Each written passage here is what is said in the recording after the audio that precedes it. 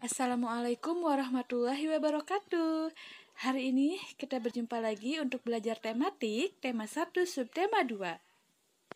Pada pertemuan kali ini, kita akan melanjutkan pembelajaran pada pertemuan sebelumnya, yaitu tentang hewan sahabatku. Muatan pembelajaran terpadunya adalah IPS, IPA, dan SBDP. Dengan kompetensi dasar sebagai berikut. Sebelum dilanjutkan, yuk kita persiapkan terlebih dahulu alat tulisnya untuk mencatat hal-hal yang penting. Pada pembelajaran sebelumnya, kita sudah mempelajari kegiatan ekonomi di negara-negara ASEAN. Nah, di negara-negara ASEAN juga, salah satu pendukung perekonomiannya ada di bidang pariwisata. Di negara-negara ASEAN, banyak sekali objek wisata yang sangat menarik dan sering dikunjungi oleh para wisatawan. Berikut beberapa contoh tempat wisata yang ada di negara-negara ASEAN.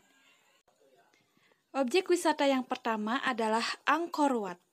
Angkor Wat merupakan candi Hindu terbesar di dunia yang terletak di kota Angkor, negara Kamboja. Yang berikutnya adalah Masjid Jami Hassanal Bolkiah. Masjid ini merupakan masjid terbesar yang ada di negara Brunei Darussalam. Masjid ini dibangun untuk merayakan kepemimpinan Sultan Brunei Darussalam, yaitu Sultan Hassanal Bolkiah. Selanjutnya, Luang Prabang. Luang Prabang ini merupakan pusat pemerintahan negara Laos. Yang selanjutnya adalah Kota Ayutthaya. Kota Ayutthaya ini merupakan ibu kota lama negara Thailand yang sekarang sudah pindah ke kota Bangkok. Selanjutnya, Bukit Coklat. Bukit Coklat ini ada di negara Filipina. Walaupun namanya Bukit Coklat, tapi bukit ini bukan terbuat dari coklat ya. Bukit ini merupakan kumpulan bukit kapur yang ada di Filipina. Yang selanjutnya adalah Pagoda Kiai Tio. Pagoda ini adalah tempat ibadah agama Buddha di Myanmar yang memiliki arsitektur yang sangat unik karena memiliki warna emas yang mencolok dan terlihat hampir jatuh dari tebing. Yang selanjutnya, Pulau Santosa. Pulau Santosa ini terletak di negara Singapura. Pulau ini merupakan salah satu lokasi terletaknya simbol negara Singapura, yaitu Merlion. Itulah beberapa tempat wisata yang terdapat di negara-negara ASEAN. Masih banyak lagi tempat-tempat wisata di negara ASEAN yang sering dikunjungi wisatawan. Nah, sekarang coba cari tempat-tempat pariwisata terkenal lain yang ada di negara-negara ASEAN selain yang disebutkan tadi ya. Di negara kita tercinta, Indonesia, juga banyak sekali tempat pariwisata yang sering dikunjungi oleh wisatawan.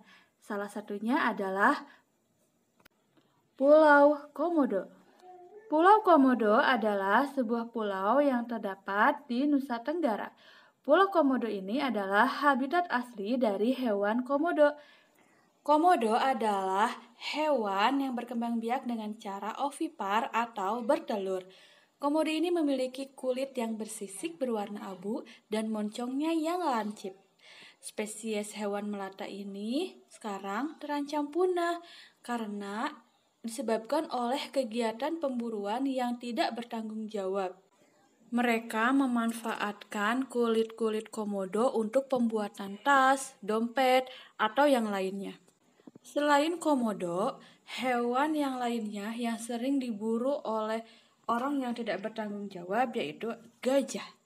Gajah merupakan salah satu hewan yang dilindungi yang berkembang biak dengan cara vivipar atau melahirkan. Para pemburu gajah ini memanfaatkan gading gajah untuk dibuat hiasan ataupun benda-benda yang lainnya. Perburuan hewan yang dilakukan oleh orang-orang yang tidak bertanggung jawab ini akan mengakibatkan berkurangnya populasi hewan dan rusaknya ekosistem. Oleh karena itu, kita harus melakukan beberapa upaya untuk melindungi hewan dari kepunahan. Berikut beberapa upaya yang dapat dilakukan dalam melestarikan hewan. Yang pertama, melakukan penangkaran. Penangkaran adalah upaya pengembangbiakan satwa liar dengan tetap mempertahankan kemurnian jenisnya. Upaya yang kedua yaitu mendirikan tempat-tempat perlindungan hewan, misalnya Suaka Marga Satwa, Cagar Alam, kebun binatang, dan taman nasional. Yang ketiga yaitu membangun tempat rehabilitasi. Tempat rehabilitasi adalah tempat untuk mengembalikan kondisi hewan menjadi lebih sehat.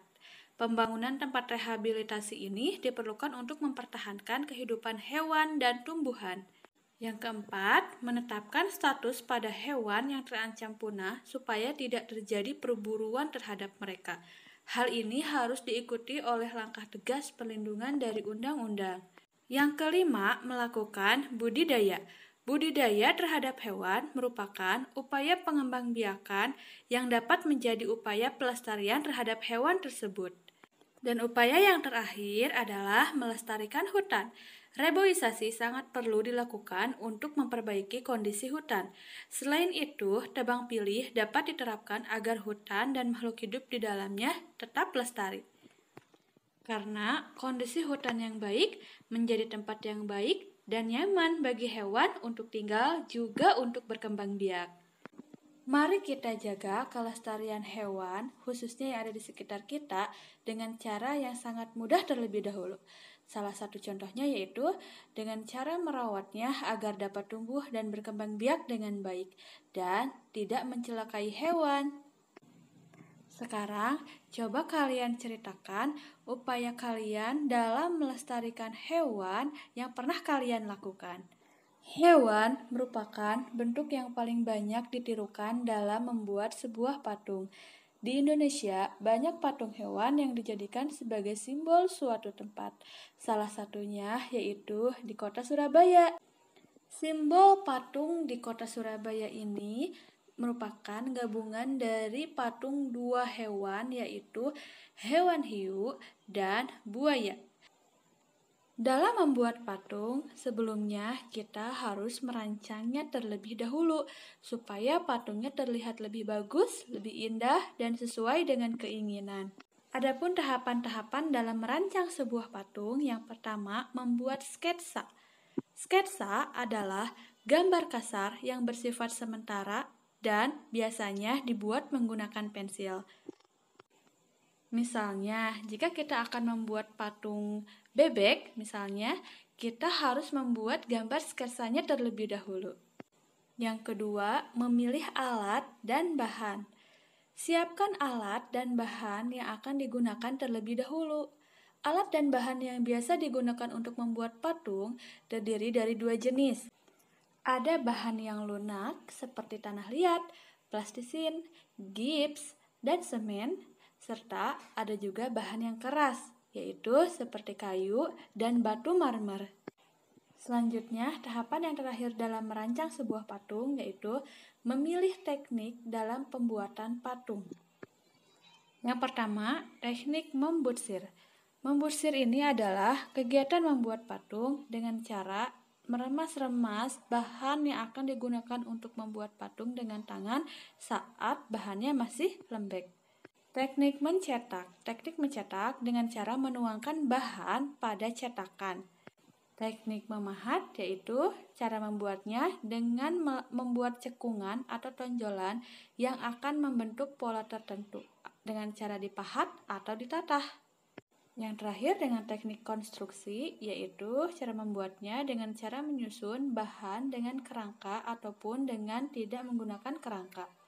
Dalam memilih teknik pembuatan patung itu harus menyesuaikan dengan bahan yang akan kita gunakan. Misalnya, jika bahan yang digunakan bahan yang lunak seperti tanah liat atau plastisin, itu bisa menggunakan teknik membutsir atau mencetak. Namun, jika bahan yang digunakan merupakan bahan yang keras seperti kayu atau batu marmer, bisa menggunakan teknik memahat atau teknik konstruksi. Nah, itulah pembelajaran kita hari ini.